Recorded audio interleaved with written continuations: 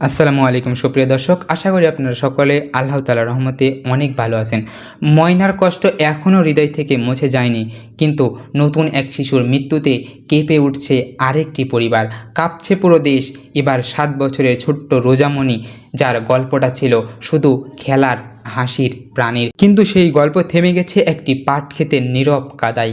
বিকেলের রোদে খেলতে বের হয়েছিল সে, ভেবেছিল বাসার সামনে রাস্তাটা তার ছোট্ট রাজ্য, কিন্তু সেই রাজ্য থেকে আর কোনো দিনই ফিরল না ছোট্ট এই মেয়েটি। 5 দিন ধরে বাবা মা ছুটে বেরিয়েছিলেন সবখানে, ঘোষণা দিয়েছিলেন যদি কেউ রোজামণিকে খুঁজে দেয়, দরকার হলে বাড়িটাও বিক্রি করে দিব, কিন্তু তবুও কেউ রোজামণিকে ফিরিয়ে দিতে পারেনি।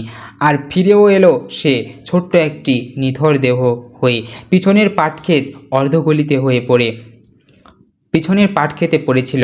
গ্রামের এক কোণে কান্নার দেশধ্বনি উঠল। তা শুধু এক পরিবারের নয়, এটা আমাদের সবার এক আর্তনাদ হয়ে দাঁড়িয়েছে।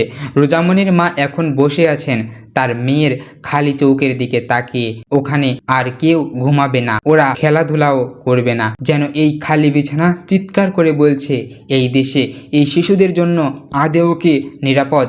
ময়না, আয়ান, আদিবা, রাহা, জান্নাতি, শেহরিস আর এখন রোজামণি, এ যেন একটা অসহায় তালিকা, যেখানে নাম আসে, মুখ হারায়, সুখ থেকে যায়, খবরের শিরোনাম হয়, কিন্তু তারা ঘরের ভিতর হারিয়ে যায়। তাদের জন্য সুখ হয় জীবনব্যাপী। 6 জুলাই বিকেলে রাজমণি খেলতে বের হয়েছিল আর ফিরে আসেনি। 5 দিন পর স্থানীয় এক লোক পাটক্ষেতের পাশে গন্ধ পেয়ে খুঁজতে গিয়ে দেখে সেখানে একটি মৃত শরীর পড়ে আছে। পুলিশ জানিয়েছে মরদেহ উদ্ধার করা হয়েছে, তদন্ত চলছে, কিন্তু রোজামণিকে আর কিছুই ফেরাতে পারবেন না। এই ঘটনা শুধু রোজামণির নয়, এটা আমাদের প্রতিটি পিতামাতার প্রতি অভিভাবকের জন্য এক সতর্ক সংকেত। বাইরে খেলার সময় শিশুদেরকে নজরে রাখুন, অপরিচিত কাউকে দেখলে অবহেলা করবেন না। শিশু নিখোঁজ হলে দেরি না করে দ্রুত থানায় যোগাযোগ করুন। সামাজিক যোগাযোগ মাধ্যমে ছড়িয়ে দিন খোঁজের তথ্য। আর যেন কোনো রোজামণি পাট খেতে পড়ে থাকতে না হয়, আর যেন কোনো মা নিজের শিশুর নিথর দেহ দেখে কান্নায় ভেঙে না পড়েন।